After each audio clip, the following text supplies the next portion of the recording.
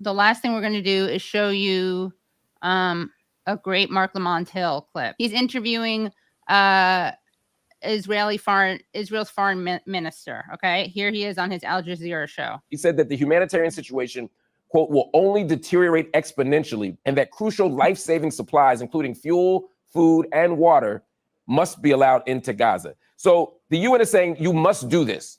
You are saying you're not going to do this. How do you? No, we're not saying that. He's saying do it. He's saying doing it immediately. What I'm saying is what you're doing. No. He's saying doing it immediately. I got you. I'll tell you exactly what we're saying. I'm saying we will do everything for the Gazan people. Once and now we demand immediate surrender, unconditional surrender of Hamas. If Hamas people come out with their hands up and clear their weapons, believe me, everything will be restored to Gaza. It is Hamas in Hamas hands. Now I understand. Thank you for clarifying that, sir. I think we're actually on the same page here. You're saying that once Hamas leaves, you'll grant the Gazan people food, shelter, fuel, electricity, hospitals, schooling.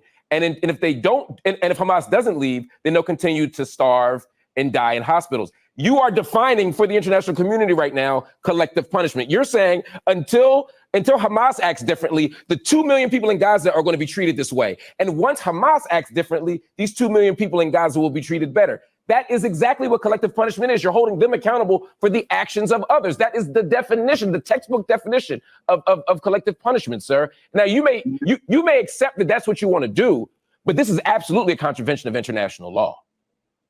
Well, I'll tell you exactly. No, had we pushed them to the wall, we're not pushing them to the wall. We want to open a humanitarian corridor so they can leave. But if Hamas, so that who can leave? Citizens? You're saying civilians can leave, but only through the Rafah border, correct? At this point, yes. So they can't come. Where else? Your country. They can come into Israel.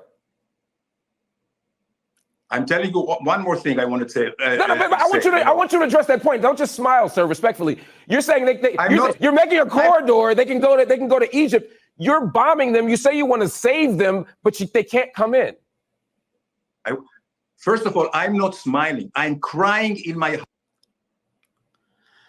Oh my God. Now, and that is how you do an interview. That is what every single person should be asking. Every single journalist should be asking Israel spokespeople and defenders of Israel for that kind of question, but they won't. And they not only that, they won't even point it out. Some are starting to because it's a little bit too much.